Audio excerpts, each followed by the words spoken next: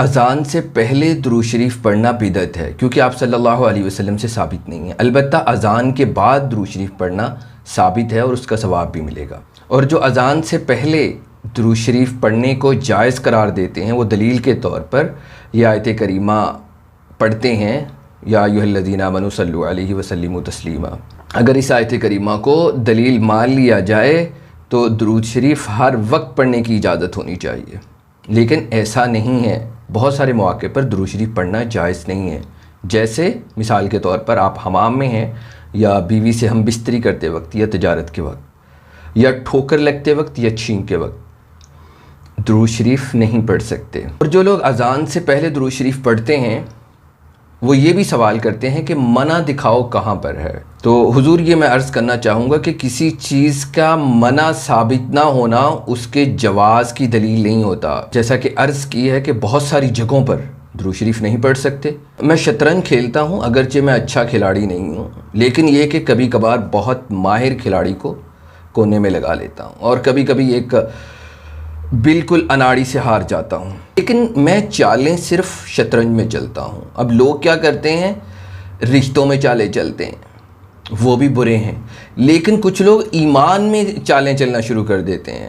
قرآن کریم کی آیت کریمہ پڑھتے ہیں، اس کا مطلب اپنی مرضی کا بتانا شروع کر دیتے ہیں، احادیث مبارکہ مطلب اپنی مرضی کا بتاتے ہیں۔ یہ جو ایمان کے ساتھ ہی چالے چلتے ہیں، لوگوں کے عقیدوں کے ساتھ کھیلتے ہیں، یہ بڑے شیطان کے انتہائی قریبی لوگ ہیں۔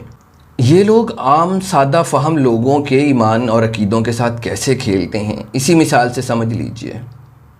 ابھی ان سے یہ کہا جائے کہ آپ اذان سے پہلے درود شریف نہیں پڑھ سکتے تو فوراً ہتھیار نکال لیں گے، تم گستاخ رسول ہو، تمہاری یہ جرت کیسے ہوئی؟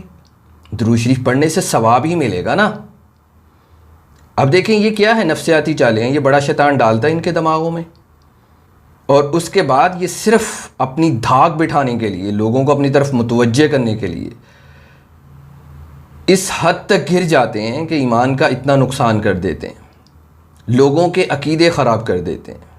ان کو اندازہ نہیں ہے اس سے اسلام کا کس قدر نقصان ہے۔ سادہ سی بات ہے، جب اسلام میں ثابت ہی نہیں ہے جو کام، آپ اس کو ضروری سمجھ کر رہے ہیں تو وہ بدعت بن جاتا ہے، اس کا ثواب نہیں، گناہ ملتا ہے، چاہے وہ اللہ کا ذکر ہی کیوں نہ ہو۔ تو جو ثابت ہے وہ تو کریں نا، جو ثابت ہے وہ کر ہی نہیں رہے، جو ثابت نہیں ہے اس پر پابندی کر رہے ہیں۔ اب اذان کے بعد درود شریف ثابت ہے تو وہ پڑھنا چاہیے، اس میں کوئی انکار نہیں ہے، آپ صلی اللہ علیہ وسلم سے ثابت ہے۔ بات ہو رہی ہے جو ثابت نہیں ہے، اس کو آپ کس بنیاد پر، کس دلیل پر ثابت کر رہے ہیں؟ دین جتنا ہے اتنا رکھیے، اس سے اگر آپ بال برابر بھی بڑھانے کی کوشش کریں گے تو آپ اسلام کے دشمن ہیں۔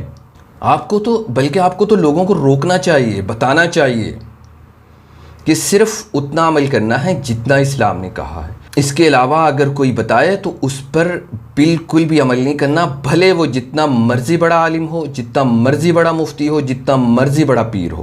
اور لوگوں کے عقائد خراب کرنے کے لیے بڑے شیطان کی نفسیاتی چالیں مت چلیں کہ یہ گستاخ رسول ہیں، ان کو نعوذ باللہ آپ صلی اللہ علیہ وسلم کے درود سے بیزاری ہے، یہ عجیب لوگ ہیں کہ درود شریف پڑھنا ہے، اس میں کیا مذائقہ ہے؟ حضور یہ بات نہیں ہے، اللہ کی حدود ہیں، بس اس کے اندر رہنا ہے۔